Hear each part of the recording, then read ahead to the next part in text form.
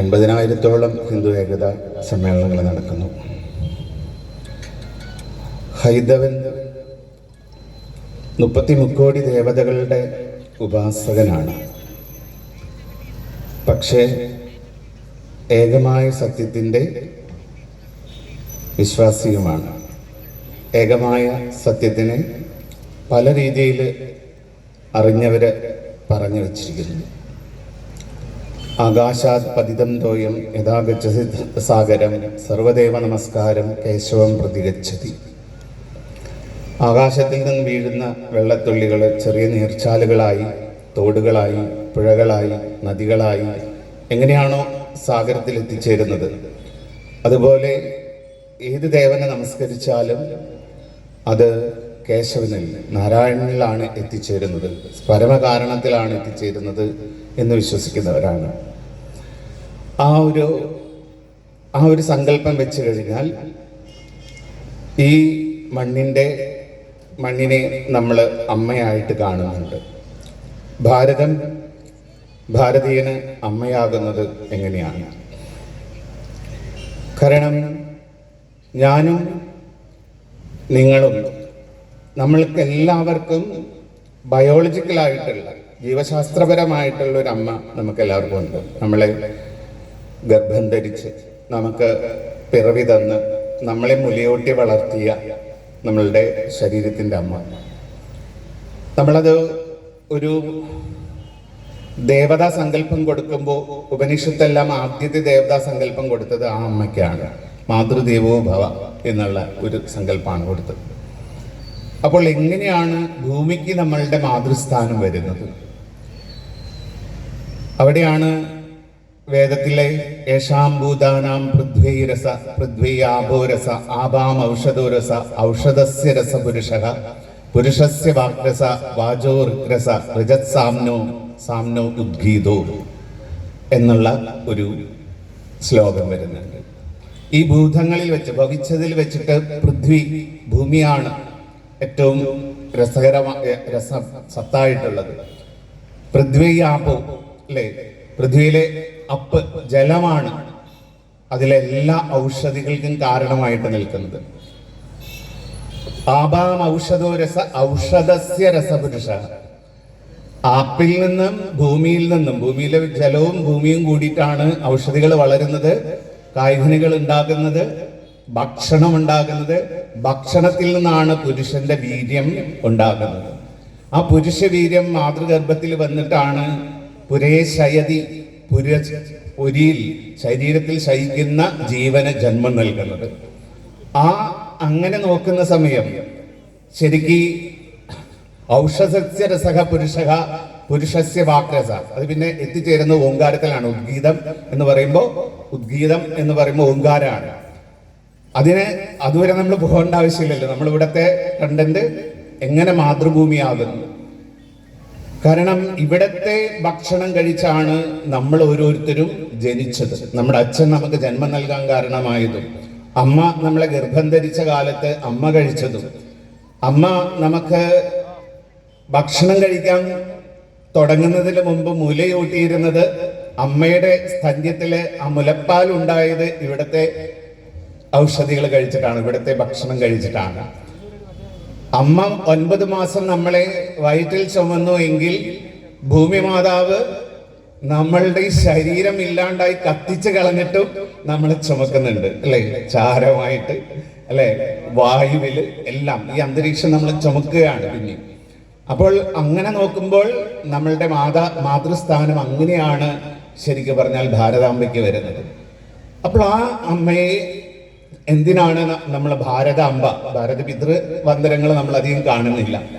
ആ സമയം ഭാരതാംബ വന്ദനമാണ് കാണുന്നത്. അവിടെ മതമുണ്ടോ, അവിടെ രാഷ്ട്രീയമുണ്ടോ?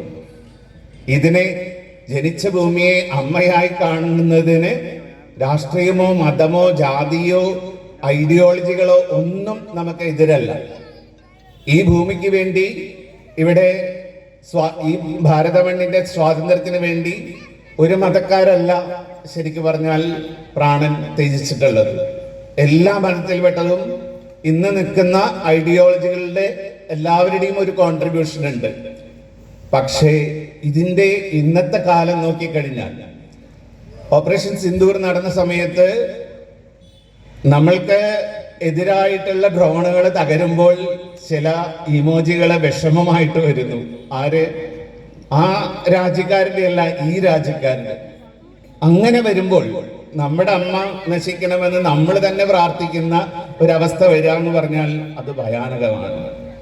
ഇവിടെ ജനിച്ചവൻ മുഹമ്മദ് ആണെങ്കിലും മാധവനാണെങ്കിലും മാർട്ടിനാണെങ്കിലും അവൻ ഈ മണ്ണിന്റെ പുത്രനാണ്. ആ പുത്രന് ഈ മാതാവിനോട് ഒരു ഹൃദയബന്ധം വേണം. ആ ഹൃദയബന്ധമാണ് ശരിക്കും പറഞ്ഞാൽ ഭാരതീയനെ ഭാരതീയനാക്കുന്നത്. ആ ഭാവശുദ്ധിയുള്ള ഏതൊരു മനുഷ്യനുണ്ടോ, അവൻ ഏത് ജാതി, ഏത് മതം, ഏത് രാഷ്ട്രീയം, ഏത് തലം എന്നുള്ളതൊന്നും പ്രസക്തമല്ല. ആ ഭാവം വരുമ്പോ ഭാരതത്തിന്റെ ആദ്യത്തെ അക്ഷരമായി അതിൽ രതി ഉണ്ടാകുമ്പോൾ, അതിൽ പ്രേമമുണ്ടാകുമ്പോൾ, അല്ലെ, രതി എന്ന് പറഞ്ഞു കഴിഞ്ഞാൽ നമ്മളുടെ ലൈംഗികതയല്ല രതി. രതി എന്ന് പറഞ്ഞാൽ അതിലേക്കുള്ള അഭിനിവേശമാണ്. ഈ ഭാരത മണ്ണിന് വേണ്ടി, ഇതിന്റെ സേവനത്തിന് വേണ്ടി എന്റേതായിട്ടുള്ള ശാരീരിക, മാനസിക, ബൗദ്ധിക തലങ്ങൾ സമർപ്പിക്കേണ്ടത് എൻ്റെ ഉത്തരവാദിത്തമാണെന്ന ഉത്തരവാദിത്ത ബോധം വരുമ്പോൾ ആ രതി ഉണർന്നു കഴിഞ്ഞു.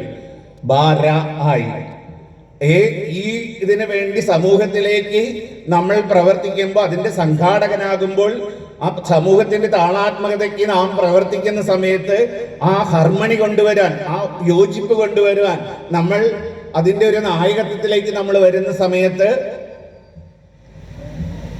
താളമായി. അത് നമ്മുടെ ഹൃദയത്തിന്റെ മിടിപ്പ് പോലെ, നമ്മുടെ ശ്വാസത്തിന്റെ താളം പോലെ, അല്ലേ? സ്വാർത്ഥമായിട്ടുള്ള കർമ്മങ്ങൾ നമുക്ക് വേണം, നമ്മുടെ ശരീരം നിലനിൽക്കാൻ, നമ്മുടെ കുടുംബം നിലനിൽക്കാൻ, നമ്മുടെ കുലം നിലനിർത്താൻ. അതുപോലെ നമ്മളുടെ സന്തതി പരമ്പരകൾക്ക് നമ്മുടെ പിതൃക്കൾ കൊടുത്ത ആ പ്രാധാന്യം എല്ലാം കൊടുത്ത് വളർത്തി, നമ്മുടെ പൈതൃകമായി നമ്മളെ പിതൃക്കൾ ഏൽപ്പിച്ചതിൽ നിന്ന് ഒരു കുറവും വരാതെ അല്പം നമ്മുടെ സ്വപ്രയത്നം കൊണ്ട് അഡീഷൻ കൊടുത്തിട്ട് അത് അടുത്ത തലമുറയ്ക്ക് പകർന്നു നൽകുന്നതിന് നമ്മുടെ സ്വയമായിട്ട് അവനവന് വേണ്ടി അവനാൻ പ്രയത്നിക്കണം. ഒപ്പം അവനവൻ നിലനിന്ന മണ്ണിന് വേണ്ടിയിട്ടുള്ള ആ ഒരു നിസ്വാർത്ഥമായ പ്രവർത്തനം കൂടി വരുമ്പോഴാണ് താളം കറക്റ്റ് ആകുന്നുള്ളൂ. ശ്വാസം ഉള്ളിലേക്ക് മാത്രം എടുത്തു കഴിഞ്ഞാൽ ശ്വാസഗതി പൂർണ്ണമാവില്ല. ശ്വാസം പുറമേക്ക് കൂടി വിട്ടു കഴിഞ്ഞാലാണ് നമ്മുടെ ശ്വാസഗതി, അല്ലെ, ഉച്ഛ്വാസം നിശ്വാസങ്ങൾ ചേർന്നതാണ് ശ്വാസഗതി. അതുപോലെ സ്വാർത്ഥമായി അവനവന്റെ കാര്യത്തിന് നമ്മൾ അപരനെ ആശ്രയിക്കാതെ സ്വാശ്രയനായിട്ട് അവനവന്റെ ജീവിത കാര്യങ്ങൾ കഴിഞ്ഞ് ബാക്കിയുള്ളത് ആശ്രിതനായിട്ട് വരുന്നത്, അതിഥി ദേവോ ഭവ വന്നത് അതാണ്. തൻ്റെ അടുത്തേക്ക് ആശ്രയമായിട്ട് വരുന്ന നിരാലംബനായിട്ടുള്ളവന് താൻ ചെയ്യുന്ന സേവ, അത് പണം മാത്രമല്ല, നല്ലൊരു വാക്ക്, നല്ലൊരു പ്രവൃത്തി, നല്ലൊരു ചൂണ്ടിക്കാണിക്കൽ, ഇന്ന സ്ഥലത്തുണ്ട് എന്ന് പറഞ്ഞ് നമ്മളത് കാണിച്ചു കൊടുത്താൽ, വഴി കാട്ടിക്കൊടുത്താൽ തന്നെ അവനാശ്വാസമായി. അപ്പോൾ ആ നിസ്വാർത്ഥതയിൽ സമർപ്പിതമായിട്ടുള്ള വ്യക്തികൾ ഉണ്ടായത് കൊണ്ടാണ് നമ്മൾ ഇന്ന് സ്വാതന്ത്ര്യം അനുഭവിക്കുന്നത്. അപ്പൊ സ്വാർത്ഥതയ്ക്ക് വേണ്ടി, തൻ്റെ ഐഡിയോളജിക്ക് വേണ്ടി, തൻ്റെ മതത്തിന് വേണ്ടി, തൻ്റെ രാഷ്ട്രീയത്തിന് വേണ്ടി ഈ യുദാസ് യേശുദേവൻ ഒറ്റുകൊടുത്ത പോലെ ഈ അമ്മയുടെ സംസ്കൃതിയെ ഒറ്റുകൊടുത്തു കഴിഞ്ഞാൽ നമ്മൾ ഭാരതീയനല്ലാണ്ടായി. അവൻ ഏത് നാമധാരി എന്നുള്ളത് പ്രസക്തിയൊന്നുമല്ല. ഈ മണ്ണിനെ അമ്മയായി കണ്ട് ഈ മണ്ണിൽ ജനിച്ച മനുഷ്യരെ മാത്രമല്ല, സർവഭൂത ഹിതൈരത എന്നാണ് പറയുന്നത്. സർവ ഭവിച്ചിട്ടുള്ളവർക്കും നന്മ ചെയ്യാൻ വേണ്ടി നിൽക്കുന്നവൻ ആയിത്തീരുന്നവനാണ് ഭാരതത്തിന്റെ താളം എന്നുള്ള ആ ഒരു കാര്യം ചെയ്യുന്നത്. അത് നമുക്ക് നടക്കണമെങ്കിൽ നമ്മൾക്ക് എന്താണ് നമ്മൾ എന്നറിയണം. നമ്മുടെ വ്യക്തിയെ കവിഞ്ഞ് നമ്മുടെ ഉള്ളിലെ സത്തയെ നമ്മൾ അറിയാൻ നോക്കുമ്പോൾ നമ്മുടെ ഒരു ആധ്യാത്മിക ഗ്രന്ഥങ്ങളും ഭൗതിക വസ്തുക്കളെ കുറിച്ചിട്ടുള്ള നിർവചനങ്ങളുണ്ട്, ഭൗതിക വിദ്യകളുമുണ്ട്, ഇല്ല എന്ന് പറയുന്നില്ല. പക്ഷേ ആത്യന്തികമായിട്ടുള്ള ഉപനിഷത്ത് വിദ്യ അവനവനെ തിരിച്ചറിയാൻ, അവനവന്റെ എറ്റേണിറ്റി, അവനവന്റെ നിത്യതയെ തിരിച്ചറിയാൻ വേണ്ടിയിട്ടുള്ള വിദ്യയാണ് ഉപനിഷത്ത് അധിഷ്ഠിതമായിട്ടുള്ള ഭാരതീയന്റെ യഥാർത്ഥ വിദ്യ, അമൃത വിദ്യ, അനശ്വരമായിട്ടുള്ള വിദ്യ. ആ വിദ്യ നമ്മൾ അറിഞ്ഞു കഴിയുമ്പോഴാണ് നമ്മൾ അമരന്മാരാകുന്നത്. ആ അമരന്മാരാവാൻ വേണ്ടിയിട്ടാണ് മരിക്കുന്ന ശരീരം നമുക്കുണ്ട്, പക്ഷെ മരിക്കാത്ത അസതോമ സദ്ഗമയ തമസോമ ജ്യോതിർഗമയ മൃത്യുവിന് വിധേയമാകുന്ന ശരീരത്തിലിരുന്ന് അമൃതത്വം പ്രാപിക്കാൻ കഴിയുന്ന ഒരു വിദ്യ നമ്മുടെ കയ്യിലുണ്ട്. ആ വിദ്യയാണ് നമ്മുടെ ഗുരുപരമ്പര നമ്മളെ പഠിപ്പിച്ച്. അതിനെ ഇവിടുത്തെ അധിനിവേശ ശക്തികള് അപരിഷ്കൃതരായിട്ടുള്ള അജ്ഞാനികളായിട്ടുള്ള വേടന്മാരുടെയും കാടന്മാരുടെയും സംസ്കാരമാണ് എന്ന് പറഞ്ഞപ്പോൾ തലകുലുക്കി കൊടുത്തത് വിദേശീയരല്ല, ഈ സ്വദേശീയരാണ്. നമ്മൾ അന്ധമായിട്ട് അതിനെ വിശ്വസിച്ചു. അന്ധമായിട്ട് അതിനെ വിശ്വസിച്ചു കഴിഞ്ഞപ്പോൾ നമ്മളെല്ലാം അന്ധവിശ്വാസികളായി. ആത്മാഭിമാനമില്ലാത്ത, ഹൃദയത്തിന്റെ ശക്തിയില്ലാത്തവന് ഈ ലോകത്തിൽ ശാന്തി കൊണ്ടുവരാൻ സാധിക്കില്ല. അപ്പോൾ ബ്രഹ്മ തേജസ്സും ക്ഷാത്രവീര്യവും ഒരുമിച്ച് ചേരുന്ന ഒരു പ്രഭാവമാണ് ഭാരതീയ സംസ്കൃതി. ഈ ലോകത്തിലെ സകല വൈദേശികരെയും ഭാരതത്തിലേക്ക്, ഭാരതം രത്നഗർഭ എന്ന് പറഞ്ഞത് ഇവിടുത്തെ രത്നങ്ങളും വൈരക്കല്ലുകളും ഇവിടുത്തെ സ്വർണ്ണഖനികളും ഇവിടുത്തെ ആഭരണങ്ങൾ നോക്കുക. പൗരാണിക സങ്കല്പത്തിലുള്ള ഓരോ കഥാപാത്രങ്ങളും ധരിച്ചിരുന്ന മുത്തുവും പവിഴവും രത്നങ്ങളുമാണ്. എന്നാൽ വൈദേശികമായിട്ടുള്ള പൗരാണിക സങ്കല്പത്തിലെ ആരെങ്കിലും ധരിക്കുന്ന ആ വേഷം നമ്മളൊന്ന് നിരീക്ഷിച്ചു നോക്കുക. ഇലയഡിലെ ഒഡിയസിലെ എല്ലാം കഥാപാത്രങ്ങൾ ധരിച്ചിട്ടുള്ളത് തലപ്പാവകൾ തുണി കൊണ്ടുള്ളതാണ്. നമ്മളുടെയോ അല്ലെ? അപ്പൊ എന്തുകൊണ്ട് അങ്ങനെ ഒരു കൽപ്പന വന്നു? അങ്ങനെ കൽപ്പന വന്നിട്ടുണ്ടെങ്കിൽ അന്നത് ധരിച്ചിട്ടുണ്ടാവും. അപ്പൊ അങ്ങനെയുള്ള രത്നഗർഭയായിട്ടുള്ള ഈ ഭാരതം, ആ ഭാരതം ഉണ്ടായത് ഈ ആത്മവിദ്യയും പരാവിദ്യയും അപരാവിദ്യയും ഉണ്ടായിരുന്നത് കൊണ്ടാണ്. ആ വിദ്യയിലെ അപരാവിദ്യ മാത്രം, തൊഴിലിന് വേണ്ടിയിട്ടുള്ള വിദ്യ മാത്രം, തൊഴിലാളികളെ സൃഷ്ടിക്കുന്ന വിദ്യ മാത്രമാണ് ഇന്ന് നമ്മൾ പ്രാധാന്യം കൊടുക്കുന്നത്. അതുകൊണ്ട് ഉപനിഷത്തിലെ എങ്ങനെ ഒരു കുഞ്ഞ് ജനിക്കണം, എങ്ങനെയാണ് ഒരു സത്പുത്രന് ജന്മം നൽകേണ്ടത്, അതിന് മാതാവും പിതാവും തപസ്വിയാകണം മുതലായിട്ടുള്ള നിർദ്ദേശങ്ങളാണ് വെക്കുന്നത്. നമ്മളിൽ എത്ര പേര് ഒരു ഇസ്ലാമിക കുടുംബത്തിൽ ജനിച്ച ഒരു കുഞ്ഞാണെങ്കിൽ അവന് ഇസ്ലാമിക ജീവിതത്തിനെ കുറിച്ചിട്ട് 3 വയസ്സ് മുതൽ അറിവ് കിട്ടുന്നുണ്ട്. ഒരു ക്രൈസ്തവ കുടുംബത്തിൽ ജനിച്ച കുട്ടിയാണെങ്കിൽ അവന് 4 വയസ്സ് തുടങ്ങിയിട്ട് കാറ്റസിസം ക്ലാസ്സിൽ നിന്ന് എങ്ങനെയാണ് ഒരു ക്രൈസ്തവൻ ജീവിക്കേണ്ടത് എന്ന് ട്രെയിനിങ് കിട്ടുന്നുണ്ട്. അവൻ വിവാഹം കഴിക്കാൻ പോകുന്നതിന് മുമ്പ് എന്താണ് ഒരു ക്രിസ്തീയ കുടുംബത്തിന്റെ ധാർമ്മിക വ്യവസ്ഥ എന്ന് അറിഞ്ഞതിന് ശേഷമാണ് അച്ഛൻ അവിടെ വിവാഹം കഴിക്കാനുള്ള സർട്ടിഫിക്കറ്റ് കൊടുക്കുള്ളൂ. നമ്മുടെ മക്കള് വിവാഹം കഴിക്കാൻ പോകുമ്പോൾ ഏതെങ്കിലും ആൾക്ക് അതിന്റെ മുമ്പിൽ ഒരു നിർദ്ദേശം വെക്കാൻ എന്തെങ്കിലും അധികാരിതയുണ്ടോ? അതുകൊണ്ട് നമ്മുടെ ഇഷ്ടങ്ങൾ, ആഗ്രഹങ്ങൾ സാധിക്കാനാണ് നമ്മൾ കുടുംബത്തിലേക്ക് പ്രവേശിക്കുന്നത്. അല്ലാണ്ട് ആദർശപൂർണമായിട്ടുള്ള ജീവിതം കാഴ്ചവെക്കാനല്ല രണ്ടാമത്തെ ആശ്രമത്തിലേക്ക് പ്രവേശിക്കുന്നത്. അപ്പൊ രണ്ടാമത്തെ ആശ്രമത്തിന് മുമ്പ് ബ്രഹ്മചര്യാശ്രമം എന്നുള്ള 1ാമത്തെ ആശ്രമമുണ്ട്. അതിലെ ജീവിതം എന്തിനു വേണ്ടിയാണ് ഞാനിവിടെ വന്ന്, എങ്ങനെയാണ് ഞാൻ ആ ലക്ഷ്യത്തിലേക്ക് എത്തേണ്ടത് എന്ന് അറിഞ്ഞിട്ട് വേണം രണ്ടാമത്തെ ആശ്രമത്തിൽ ആചരിക്കാനും. രണ്ടാമത്തെ ആശ്രമം കഴിഞ്ഞാൽ 3ാമത്തെ ആശ്രമത്തിലേക്ക് പ്രവേശിക്കണം, അല്ലെ? വാനപ്രസ്ഥം, റിട്ടയർമെന്റ്. ഗൃഹസ്ഥാശ്രമത്തിൽ നിന്ന് റിട്ടയർമെന്റ് കഴിഞ്ഞാൽ മക്കൾ കല്യാണം കഴിച്ച് വന്നാൽ മാക്സിമം പറയുന്നത് പുത്രന്മാരുണ്ടായി കഴിഞ്ഞാൽ തതോ വനമിയാത് ന പുനരിയാത് എന്നാണ് ഉപനിഷത്ത്. അതിനുശേഷം വനത്തിലേക്ക് പോവുക, തിരിച്ചു വന്നേക്കരുത്. വന്നു കഴിഞ്ഞാൽ വീട് കാടാവും. അത് ആ കലഹമില്ലാതിരിക്കാൻ, അല്ലെ? ഇന്നത്തെ സീരിയലുകളിൽ മുഴുവൻ ഈ കലഹമാണ്. ആ കലഹം ഉണ്ടാവാനുള്ള കാരണം എന്താ? നമ്മൾ അധികാര കൈമാറ്റം നടക്കുന്നില്ല. അധികാരം അടുത്ത തലമുറയ്ക്ക് കൊടുത്തിട്ട് അടുത്ത തലമുറ സൃഷ്ടിക്കുന്ന കുഞ്ഞുങ്ങളിൽ സാംസ്കാരിക ശ്രദ്ധ നമ്മൾ നടത്തണം. ഇത് വാനപ്രസ്ഥത്തില് റിട്ടയർമെന്റ് കാലം കഴിഞ്ഞിട്ട് പിന്നെ സന്യാസത്തിലേക്ക് പോകുമ്പോൾ അവിടെ ജനിച്ചതിന്റെ ലക്ഷ്യം മാത്രമേ ഉള്ളൂ. ആത്മന മോക്ഷാർത്ഥം ജഗത് ഹിതായജ. അവര് കുടുംബ ബന്ധങ്ങൾ മുഴുവൻ ഉപേക്ഷിക്കുന്നു. കർമ്മബന്ധങ്ങൾ, കാമ്യമായിട്ടുള്ള ഇഷ്ടങ്ങളായിട്ടുള്ള എല്ലാത്തിനെയും ഉപേക്ഷിക്കുന്നു. കാമ്യാനാം കർമ്മണാന്യാസം ഇത് സന്യാസ എന്ന് പറയുന്ന ആ അവസ്ഥയിലേക്ക്, അതായത് തൻ്റെ മക്കൾ വാനപ്രസ്ഥത്തിലേക്ക് വരുമ്പോൾ താൻ സന്യാസത്തിലേക്ക് പോകണം. അവിടെ അവന് ലോകഹിതം മാത്രമേ ഉള്ളൂ, പിന്നെ കുടുംബം നോക്കില്ല. അപ്പൊ അവന് സന്യാസിയായി മാറി. പരിപക്വതയുടെ പൂർണ്ണത, ഇതാണ് പ്രവൃത്തിയുടെ മാർഗം. ഈ ഉത്തമമായിട്ടുള്ള ഒരു വ്യക്തി നിർമ്മാണവും ഉത്തമമായിട്ടുള്ള ഒരു രാഷ്ട്ര നിർമ്മാണത്തിന്റെയും സന്ദേശം നമ്മുടെ വിദ്യയിലുണ്ട്. ആ വിദ്യയില് നാം കാണിച്ച അവലംബമാണ്, അല്ലെങ്കിൽ അശ്രദ്ധയാണ് ഭാരതം എന്നും ഈ അടിമത്തം അനുഭവിക്കാൻ കാരണമായത്. 47 നമ്മൾ സ്വതന്ത്രരായി. പക്ഷേ ഇപ്പോൾ ഇത്രയും വർഷം, 70 ചിലാൻ വർഷം കഴിഞ്ഞിട്ടും ഈ അടിമത്തത്തിൽ നിന്ന് നമ്മൾ മഹത്തായ വിദ്യയുടെ ഉടമകളാണെന്നുള്ള ബോധത്തില് നമ്മൾ ഇന്ന് പ്രതിഷ്ഠിതമായിട്ടില്ല. അതിനെ ഫോളോ ചെയ്യാനായിട്ട് നമ്മൾക്ക് കഴിഞ്ഞിട്ടില്ല. നമ്മൾ ആരോ ആവട്ടെ, മതാടിസ്ഥാനത്തിൽ നമ്മൾ ആരോ ആവട്ടെ, ഒരു ഇസ്ലാം മതം അങ്ങ് അറേബ്യയിൽ നടക്കുന്നത് പോലെയല്ല ഭാരതത്തിൽ നടക്കുന്നത്. ഒരു ക്രൈസ്തവ മതം അങ്ങ് യൂറോപ്പിലും അമേരിക്കയിലും നടക്കുന്ന പോലെയല്ല ഭാരതത്തിൽ നടക്കുന്നത്. അതിന് അതിൻ്റെതായ ഒരു ഭാരതീയ സംസ്കൃതിയുണ്ട്. അപ്പോൾ ഇസ്ലാം ആയതുകൊണ്ട് അവൻ ഭാരതാംബയുടെ പുത്രനാവാതിരിക്കില്ല.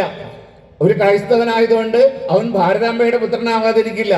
ഈ മണ്ണിനെ കുറിച്ച്, ഈ ജന്മത്തിനെ കുറിച്ച്, തന്നെ കുറിച്ച് ശരിയായ കാരണം തേടുന്ന ഓരോരുത്തരും ഈ ഭാവങ്ങൾ നിലനിർത്തി കഴിഞ്ഞാൽ മാത്രമാണ് ഹാർമണി ഇവിടെ ഉണ്ടാവുള്ളൂ. ഭാരതീയന്റെ ഈ ഏകത അത് കൊണ്ടുവരുന്നത് അല്ലെ, 33 കോടി ദേവതകളെ സഹിക്കാൻ നമുക്ക് കഴിയും. എന്തുകൊണ്ട് 33 കോടി ദേവതാ ഭാവം വന്നു? മനുഷ്യ മനസ്സിന് 33 കോടി ഭാവത്തിൽ സങ്കല്പിക്കാനുള്ള ശക്തി ഉണ്ടാവും. അതുകൊണ്ടാണ് 33 കോടി ദേവതാ സങ്കല്പം വന്നേ. ഏത് രീതിയിൽ സങ്കല്പിച്ചാലും അവന് ലക്ഷ്യത്തിലേക്ക് എത്താൻ സാധിക്കും. ഈ ഒരു സ്വാതന്ത്ര്യം കൊടുത്ത ഒരേ ഒരു ധർമ്മവ്യവസ്ഥയാണ് ശരിക്കും പറഞ്ഞാൽ ഭാരതത്തിന്റെ ധർമ്മവ്യവസ്ഥ. അതുകൊണ്ടാണ് വിവേകാനന്ദ സ്വാമികള് ചിക്കാഗോയിൽ പറഞ്ഞത്, മതങ്ങളുടെ മാതാവായിട്ടുള്ള സനാതന ധർമ്മത്തിന് വേണ്ടിയിട്ട് ഞാൻ നിങ്ങളോട് എല്ലാവരോടും നന്ദി പറയുന്നു എന്ന് പറഞ്ഞത്. അപ്പോൾ മതങ്ങളുടെ മുഴുവനും, വിശ്വാസ പ്രമാണങ്ങളുടെ മുഴുവനും അമ്മയാകാൻ എങ്ങനെ കഴിയുന്നു? കാരണം ഒരു അമ്മയ്ക്ക് മാത്രമാണ് എല്ലാ മക്കളെയും നെഞ്ചോട് ചേർക്കാനായിട്ട് സാധിക്കുകയുള്ളൂ. മാതാമൃതാനന്ദമയി ദേവി ദർശനം എന്നുള്ള, വാരിപ്പുണരുക എന്നുള്ള അത് തുടങ്ങിയപ്പോൾ കുറേ പേര് വിമർശിച്ചു. പക്ഷേ സനാതനത്തിന്റെ ഏറ്റവും വലിയൊരു ഭാവമാണ് 2 കൈ നീട്ടി മക്കളെ പോലെ എല്ലാവരെയും സ്വീകരിക്കുക എന്നുള്ളത്. ആ ഒരു സ്വീകാര്യത, സർവ ഐഡിയോളജിയെയും ഇവിടെ സ്വീകരിക്കുന്നു.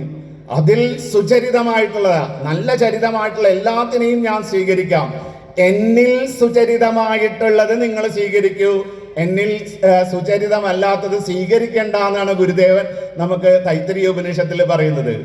അപ്പോൾ ഓരോന്നും നോക്കിക്കഴിഞ്ഞാൽ ഈ ലോകത്തിൽ എന്തെല്ലാം നന്മ മനുഷ്യ മനസ്സിനും അതുപോലെ പ്രകൃതിക്കും നല്ലതായിട്ട് എന്തുണ്ടോ അതിനെ സ്വീകരിക്കാനുള്ളൊരു മനസ്സ്, അത് സനാതനത്തിന്റെ മനസ്സാണ്, സർവസ്വീകാര്യതയാണ്. വെറുപ്പിനെ നമ്മൾ വെറുക്കുകയാണ് ചെയ്യുന്നത്. വെറുപ്പ് കൊണ്ട് ഒരു സൃഷ്ടിയും നടത്താൻ സാധിക്കില്ല. ഇവിടത്തെ അല്ലെ ബ്രഹ്മവിഷ്ണു മഹേശ്വരന്മാര് പറയുമ്പോൾ നമ്മള് ചിലവർ വ്യാഖ്യാനിക്കാറുണ്ട്, ഡിസ്ട്രോയർ എന്ന് പറയാറുണ്ട്, നശിപ്പിക്കുന്നവനാണെന്ന്. അങ്ങനെയാണെങ്കിൽ പഞ്ചകൃത്യ പരായണനായിട്ടുള്ള ഈശ്വരനെ സങ്കല്പിക്കുന്ന സമയത്ത് ശരിക്ക് തിരോധാനം, അനുഗ്രഹം എന്നുള്ളൊരു ഭാവമുണ്ട്. ഒരു മരത്തിനെ വെട്ടുന്ന വെട്ടുകാരൻ ആ മരത്തിനെ നശിപ്പിക്കുകയാണെന്നാണ് പറയുന്നത്. അവൻ ആ മരത്തിനെ വെട്ടിക്കഴിഞ്ഞിട്ട് ആശാരിയുടെ കയ്യിലേക്ക് കൈമാറുകയാണ് ചെയ്യുന്നത്. അവിടെ നിന്ന് മരം തിരോഭവിച്ചു. അവിടെ കട്ടളിയോ ബെഞ്ചോ ഡെസ്കോ ടേബിളോ എന്തെങ്കിലും അവിടെ തിരോഭവിച്ചിട്ട് അവിടെ വേറെ അനുഗ്രഹിക്കുകയാണ്, അല്ലെ, മനുഷ്യന്റെ ഉപകാരപ്രദമായിട്ടുള്ള ഒന്നായി മാറുകയാണ്. ഇതുപോലെ ഈ ജന്മം കഴിഞ്ഞിട്ട് അടുത്ത ഇതിനേക്കാളും കുറച്ചുകൂടിയും ലോകത്തിന് ഉപകാരപ്രദമാകുന്ന അടുത്ത ജന്മത്തിലേക്ക് പോകുന്ന അതിന്റെ 3 ഭാവങ്ങളാണ് ശിവസ്വരൂപം ശരിക്കും പറഞ്ഞാൽ സംഹാരത്തിന്റെ ഇതിൽ നടക്കുന്നത്. അപ്പൊ ഇങ്ങനെയുള്ള കാര്യങ്ങള് മുഴുവനും നമ്മുടെ മക്കൾക്ക് പറഞ്ഞു കൊടുക്കാൻ നമ്മുടെ കൊച്ചു കൊച്ചു കൂട്ടായ്മകൾ വേണം. അമ്മ പറയാറുള്ളത്, അമ്മ ബ്രിട്ടാസിന്റെ അടുത്ത് മറുപടി പറഞ്ഞത്, അമ്മ എങ്ങനെയാണ് ഇത്രയധികം ബൗദ്ധികമായി ഉയർന്നവർ വന്നിട്ട് ചോദ്യം ചോദിക്കുമ്പോഴും അമ്മ കൊച്ചു കൊച്ച് ഉത്തരം കൊണ്ട് അതിന് മുഴുവനും സംതൃപ്തമാക്കുന്നുണ്ടല്ലോ എന്ന്. അമ്മ പറഞ്ഞത് ഇതാണ്, വലിയ പൂട്ട് തുറക്കാൻ ചെറിയ താക്കോല് മതിയല്ലോ. ആ ചെറിയ താക്കോൽ നമ്മൾ കളഞ്ഞുപോയതാണ്. ശരിക്കും പറഞ്ഞാൽ ചെറിയ ചെറിയ കൂട്ടായ്മ, 10-20 കുടുംബങ്ങൾ ചേർന്ന് ആ മക്കൾക്ക് നമ്മൾ സത്കാര്യം പറഞ്ഞു കൊടുക്കാൻ കഴിയുന്ന കൂട്ടായ്മകൾ ഉണ്ടാക്കി നമ്മുടെ മക്കൾക്ക് ആത്മലഹരി എന്താണ്, അവനവന്റെ ഉള്ളിലത്തെ ആനന്ദത്തിന്റെ ലഹരി എന്താണ് എന്നുള്ള ആ സ്പർശം ഒന്ന് കൊടുക്കാൻ കഴിഞ്ഞാൽ അവര് MDMA ലഹരിയുടെ പുറകെ പോവില്ല. ആ ലഹരി വിട്ട് ഭഗവാനും ഗോപികമാരും കൂടി ചെയ്ത രാസലഹരി. രസോ വൈ ബ്രഹ്മ തസ്യ ലീലാരാസ. രസം എന്നത് ആത്മരസമാണ്, ബ്രഹ്മാനന്ദ രസമാണ്. ആ രസമാണ് രാസലീലയിൽ ആടുന്നത്, അല്ലേ? തന്നെ ആശ്രയിച്ചു വരുന്ന ഗോപികളെ മുഴുവനും ആശ്ലേഷിക്കുന്ന ഭഗവാൻ, ആ ആത്മാശ്രിതമായിട്ടുള്ള ഗോപികമാര്, ആത്മപ്രേമോൻപുത്തമായിട്ടുള്ള ഗോപികൾ, ഈ ഒരു അവസ്ഥയിലേക്ക് നമ്മുടെ കുടുംബങ്ങൾ വരുമ്പോൾ, കുട്ടികൾ വരുമ്പോഴാണ്, കൗമാരപ്രായക്കാർ വരുമ്പോഴാണ്, യൗവനപ്രായക്കാർ വരുമ്പോഴാണ്, പ്രൗഢ എന്നൊരു ഭാഗമുണ്ട് സ്ത്രീകൾക്ക്. അതായത് 30 വയസ്സിനും 50 വയസ്സിനിടയ്ക്ക് പ്രൗഢകൾ വരുമ്പോഴാണ്, വൃദ്ധകൾ വരുമ്പോഴാണ്, ശരിക്ക് പറഞ്ഞാൽ കുടുംബം കൂടുമ്പോൾ, ഇവരെല്ലാവരും കൂടി സമഞ്ജസ സമ്മേളനം ഉണ്ടാകുമ്പോൾ, കൂടുമ്പോൾ ആനന്ദമുള്ള കുടുംബം ഉണ്ടാകുന്നുള്ളൂ. ഈ കുടുംബമാണ് സനാതനത്തിന്റെ ഗുരുകുലം. അല്ലാതെ അമൃതാനന്ദ മഠമോ രാമകൃഷ്ണ മഠമോ ചിന്മയാമിഷനോ അല്ലെങ്കിൽ അങ്ങനെയുള്ള ആശ്രമങ്ങളോ അല്ല. നമ്മുടെ ഗുരുകുലം എന്ന് പറയുന്നത് നമ്മുടെ ഓരോരുത്തരുടെയും കുലങ്ങളാണ്, കുടുംബങ്ങളാണ്. ഒറ്റ പ്രാർത്ഥനാ സങ്കല്പം പറഞ്ഞിട്ട് ഞാൻ ഉപസംഹരിക്കുകയാണ്. എന്നോട് മുരളിച്ചേട്ടൻ അധികം കടന്നു പോകരുതെന്ന് പറഞ്ഞിട്ടുണ്ട്. എനിക്ക് തന്ന സമയം ഏകദേശം തീരാൻ പോവാണ്. നമ്മളെല്ലാം പ്രാർത്ഥിക്കാറുണ്ട്. നമ്മൾ ഇഷ്ടമുള്ള ഇഷ്ടദേവതകളുടെ ഒക്കെ ക്ഷേത്രങ്ങളിൽ പോകാറുണ്ട്. നമ്മുടെ എന്തിനു വേണ്ടിയാണ് പ്രാർത്ഥിക്കാറുള്ളത്? നമ്മുടെ ഇഷ്ടങ്ങൾക്ക് വേണ്ടിയല്ലാണ്ട് അതിൻ്റെ അപ്പുറത്തേക്ക് നമ്മുടെ അച്ഛൻ്റെ ഇഷ്ടം നമ്മൾ നോക്കാറില്ല, ഭർത്താവിൻ്റെ ഇഷ്ടം നമ്മൾ നോക്കാറില്ല, ഭാര്യയുടെ ഇഷ്ടം നമ്മൾ നോക്കാറില്ല, അനിയന്റെ അനുജത്തിയുടെ ഇഷ്ടം നമ്മൾ നോക്കാറില്ല. ഉണ്ടോ? നമ്മുടെ ഇഷ്ടങ്ങൾക്ക് വേണ്ടി നമ്മൾ പ്രാർത്ഥിക്കേണ്ടെന്നല്ല, നമ്മുടെ ഇഷ്ടങ്ങൾക്ക് വേണ്ടി നമ്മളേ ഉള്ളൂ പ്രാർത്ഥിക്കാൻ. അത് പ്രാർത്ഥിക്കണം. പക്ഷേ ഇഷ്ടങ്ങൾ സാധിച്ചാലും പല സമയത്തും നമുക്ക് ഇടുത്തി പോലെ ജീവിതത്തിൽ അനിഷ്ട സംഭവങ്ങൾ ചിലപ്പോൾ വരാം. അതിനെ അതിജീവിക്കണമെങ്കിൽ നമുക്ക് ഹൃദയത്തിന് ബലം വേണം, നമുക്ക് മനസ്സിന് ശാന്തി വേണം. അശാന്തസ്യ കുതകസുഖം എന്ന് പറയും. അപ്പോൾ ആ ഹൃദയത്തിന്റെ ശാന്തിക്ക് വേണ്ടി നമ്മൾ പ്രാർത്ഥിക്കാൻ തയ്യാറാവണം. നമ്മൾ അധിവസിക്കുന്നത് ഒരു കുടുംബത്തിലാണ്. ആ കുടുംബത്തിൽ ഏകമായ മനസ്സുണ്ടാകാൻ, അച്ഛനമ്മ മക്കൾ ഏകമായ മനസ്സോടെ കുടുംബത്തിന്റെ നന്മയ്ക്ക് വേണ്ടി പ്രയത്നിക്കാനുള്ള പ്രയത്നശീലം ഉണ്ടാകാൻ വേണ്ടി നമ്മൾ പ്രാർത്ഥിക്കണം. നമ്മുടെ കുടുംബം എന്നത് നമ്മുടെ കുലത്തിന്റെ ഇന്നത്തെ ആ ചങ്കലയുടെ ഇന്നത്തെ കണ്ണി മാത്രമാണ്. ആ കുലത്തിന് വേണ്ടി നമ്മളിൽ എത്ര പേര് പ്രാർത്ഥിക്കാറുണ്ട്? അല്ല, ഇന്ന് വരെ നമ്മൾ പ്രാർത്ഥിച്ചു നമ്മുടെ ഇഷ്ടങ്ങൾക്ക് വേണ്ടി. പക്ഷേ ഇന്ന് മുതൽ, ഈ ഏകതാ സമ്മേളനം കഴിഞ്ഞത് മുതൽ നമുക്ക് ഈ ഏകതാ സമ്മേളനത്തോണ്ട് ഒരു ഏകത ഉണ്ടാവണമെങ്കിൽ നമ്മുടെ കുടുംബത്തിന് വേണ്ടിയും കുലത്തിന് വേണ്ടിയും പ്രാർത്ഥിക്കണം. അതോടൊപ്പം ഈ കൈരളിക്ക് വേണ്ടി, ഈ ജന്മനാടിന് വേണ്ടി, ഭാരതമെന്ന് കേട്ടാൽ അഭിമാനപൂരിതമാകണം അന്തരംഗം, കേരളമെന്ന് കേട്ടാലോ തിളക്കണം ചോര നിരമ്പകളിൽ എന്ന് പറഞ്ഞ പോലെ ഈ കൈരളിക്ക് വേണ്ടി, ഈ കേരളം രക്ഷപ്പെടാൻ വേണ്ടി ഉള്ള പ്രാർത്ഥനകൾ നമ്മുടെ ഉള്ളിൽ ഉണ്ടാവണം. അതിൻ്റെ അപ്പുറത്ത് നമ്മൾ ഭാരതീയനാണ്. ആ ഭാരതത്തിന്റെ അമ്മ, ഭാരതാംബയുടെ മക്കളാണ് നമ്മൾ. ആ ആസേതു ഹിമാചലത്തില് ഉള്ളിൽ വരുന്ന ഈ ഭാരതാംബ, അതിന് ഹാനി ഉണ്ടാകുന്ന ഒരു ചിന്തയെ പോലും നമ്മൾ നമ്മുടെ ഹൃദയത്തിൽ വെച്ച് പൊറുപ്പിക്കരുത്. അതിന് എതിരായിട്ടുള്ള ഒരു സങ്കല്പങ്ങളും, അത് എന്തോ ആവട്ടെ, അത് നമ്മുടെ മതത്തിന്റെ ആവട്ടെ, നമ്മുടെ രാഷ്ട്രീയത്തിന്റെ ആവട്ടെ, നമ്മുടെ ഇഷ്ടങ്ങളുടെ ആവട്ടെ, എല്ലാത്തിനും ത്യജിക്കാനുള്ള വീര്യം, ഹീനമായതിനെ ഹീനമാണെന്ന് പറഞ്ഞ് തള്ളിക്കളയാനുള്ള ആ ഒരു ആത്മബലം നമ്മൾക്ക് നമ്മുടെ പ്രാർത്ഥനയിൽ ഉണ്ടാവണം. ഭാരതത്തിന് വേണ്ടി നമ്മൾ പ്രാർത്ഥിക്കണം. ഭാരതത്തിന്റെ ഋഷി പാരമ്പര്യം, അത് ഇന്ന ആള് എന്ന് ഞാൻ പറയുന്നില്ല, എല്ലാവരെയും ഉൾക്കൊള്ളാൻ കഴിയുന്ന മനസ്സ്, ഒന്നിനെയും നശിക്കരുത് എന്ന് ചിന്തിക്കുന്ന മനസ്സ്, ആ വിശാല മനസ്സ് ലോകത്തിന്റെ തീരുമാന ശക്തിയായി വരാൻ നമ്മൾ എത്ര പേര് പ്രാർത്ഥിച്ചിട്ടുണ്ട്. ആ പ്രാർത്ഥന നമുക്കിതിൽ ഉണ്ടാവുമ്പോൾ ഹിന്ദുവിന്റെ ഏകത ഈ ഏകതാ സമ്മേളനത്തിൽ ആവുമെന്നാണ് എനിക്ക് മനസ്സിൽ തോന്നുന്നത്. അത് ഞാൻ നിങ്ങളുമായിട്ട് പങ്കുവയ്ക്കുന്നു. കാരണം കണ്ടിട്ടുള്ളത്, ഞാനൊന്നും ഒരു സ്വയം സേവനായിട്ട് വളർന്നു വന്നവനല്ല. ഞാനൊരു കോൺഗ്രസ് കുടുംബത്തിൽ ജനിച്ച് കോൺഗ്രസ് മുത്തച്ഛന്റെ പൗത്രനായിട്ട് ജനിച്ചു വന്നവനാണ്. പക്ഷേ എന്നെ ഈ ദേശത്തിന്റെ പുത്രനായിട്ടുള്ള അഭിമാനം എനിക്ക് തന്നത് എൻ്റെ ഗുരുവാണ്, മാതാ അമൃതാനന്ദമയി ദേവിയാണ്. ആ അമ്മ ഈ മണ്ണിനോട് തന്ന ആവേശം, അതാണ് ശരീരം ക്ഷയിക്കണ സമയത്തും ഈ മണ്ണിന് വേണ്ടി എന്തെങ്കിലും ചെയ്യാൻ സാധിക്കുന്ന സമയത്ത് ഉള്ള ഒരു ആത്മവീര്യം ഉള്ളിൽ നിന്ന് ഉണരുന്നത്. അപ്പോൾ അത് ഈ ആർഷ പാരമ്പര്യത്തിന്റെ ജ്ഞാനത്തിന്റെ ശക്തിയാണ്, ആർഷ സംസ്കൃതി അതാണ്. ആ സംസ്കൃതി നമ്മുടെ ഉള്ളിലുണ്ടാവട്ടെ. അതിനെ നമ്മൾ എന്നും നമ്മുടെ പ്രാർത്ഥനകളിൽ നമ്മൾ ആ ഭാരതത്തിൻ്റെ യശസ്സിന് വേണ്ടി പ്രാർത്ഥിക്കാൻ നമുക്ക് ഓരോരുത്തർക്കും കഴിയട്ടെ എന്ന് പ്രാർത്ഥിച്ചുകൊണ്ട് ഈ ഏകതാ സമ്മേളനം ഔപചാരികമായി ഉദ്ഘാടനം ചെയ്തുകൊണ്ടും എല്ലാ മത, രാഷ്ട്രീയ, ദേശ എല്ലാ വിഭിന്നമായിട്ട് എല്ലാ മനസ്സുകളിലും ഈ ദേശത്തിൻ്റെ മക്കളാണ് എന്നുള്ളൊരു ബോധമുണ്ടാവട്ടെ എന്ന് പ്രാർത്ഥിച്ചുകൊണ്ടും ഞാൻ എൻ്റെ വാക്കുകൾ ജഗദംബയിൽ സമർപ്പിക്കുന്നു. നമഃശിവായ.